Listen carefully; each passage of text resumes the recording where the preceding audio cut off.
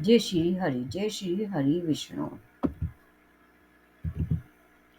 हिंदू धर्म में हर दिन और माह में आने वाली सभी तिथियों में एकादशी का विशेष महत्व होता है।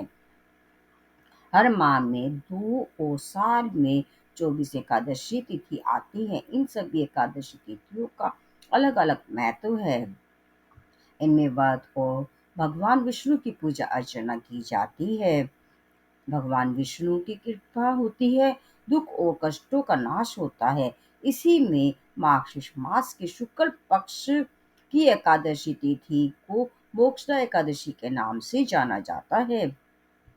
इस एकादशी तिथि पर भगवान श्री कृष्ण ने अर्जुन को गीता का उपदेश दिया था और कहा जाता है कि गीता के उपदेश को जो भी व्यक्ति जीवन में उतार लेता है उसे मोक्ष की प्राप्ति होती है। इसीलिए इस एकादशी को मोक्षदा एकादशी कहा जाता है। इस दिन भगवान विष्णु श्री कृष्ण की पूजा अर्चना और व्रत करने से सभी कष्ट और समस्या दूर हो जाती है। मोक्षदा एकादशी की व्रत कथा। मोक्षदा एकादशी की पुरानी कथा के अनुसार गोकुल नामक एक नगर में भिखानस नामक राजा राज्य करता था। वहां उसके राज्य में चारों वेदों के ज्ञाता ब्राह्मण रहते थे तथा राजा अपनी प्रजा का पुत्रवत पालन करता था। एक रात्रि में राजा ने एक स्वप्न देखा कि उसके पिता नरक में हैं। उसे बड़ा आश्चर्य हुआ। वह प्रातःकाल विद्वान ब्राह्मणों के पास गया और उन्हें अपना स्वप्न सुनाया और कहा कि मैंने अपने पिता को नरक में कष्ट उठाते देखा है तथा उन्होंने मुझसे कहा है कि हे पुत्र, मैं नरक में पड़ा हूँ, यहाँ से तो मुझे मुक्त कराओ। जब से मैंने ये वचन सुने हैं तब से मैं बहुत ही बेचैन हूँ। चित्त में बड़ी अशांति हो रही है। मुझे इस राज्य, धन, पुत्र, स्त्री, हाथी, घोड़े आदि में कुछ भी सुख प्राप्त प्रतीत नहीं होता। क्या करूं? राजा ने आगे कहा, हे ब्राह्मण देवताओं, इस दुख के कारण मेरा सारा शरीर जल रहा है। अब आप कृपा करके कोई तप, दान, व्रत आदि ऐसा उपाय बताइए जिसके से मेरे पिता को मुक्ति मिल जाए। उस पुत्र का जीवन व्यर्थ है जो अपने माता पिता का उद्धार ना कर सके। एक उत्तम पुत्र जो अपने माता पिता तथा पूर्वजों का उद्धार करता है वह हजार मूर्ख पुत्रों से अच्छा है। जैसे एक चंद्रमा सारी जगत में प्रकाश कर देता है परंतु हजारों तारे नहीं कर सकते।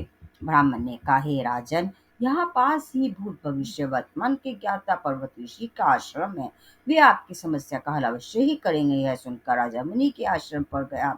उस आश्रम में अनेक शांतचित्त योगी और मुनि तपस्या कर रहे थे। उसी जगह पर्वत मुनि बैठे थे। राजा ने मुनि को साष्टांग दंडवत प्रणाम किया तो मुनि ने राजा से कुशलता के समाचार लिए। राजा ने कहा कि महाराज, आपकी कृपा से मेरे राज्य में सब कुशल है, लेकिन अकस्मात मेरे चित्त में अत्यंत अशांति होने लगी है।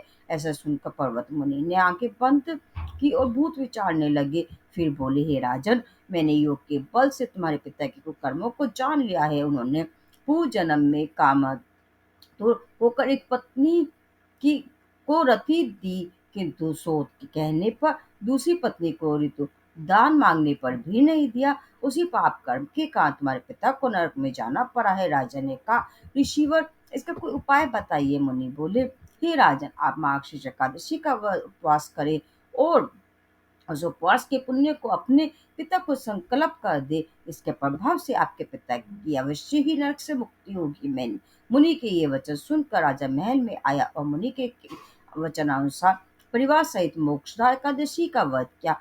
इसके उपवास का पुण्य उसने पिता को अर्पण कर दिया। इस एकादशी के प्रभाव से राजा के पिता को मुक्ति मिल गई और स्वर्ग में जाते हुए वे पुत्र से कहने लगे, हे पुत्र, तेरा कल्याण हो। यह कहकर वे स्वर्ग चले गए। अतः मार्गशीर्ष मास की शुक्ल पक्ष की इस एकादशी का व्रत करने मात्र से समस्त पापों का नाश होता है तथा इस कथा को पढ़ने या सुनने से ही वाजपेयी यज्ञ का फल प्राप्त होता है। इस व्रत से पढ़कर मोक्ष देने वाला कोई व्रत नहीं है।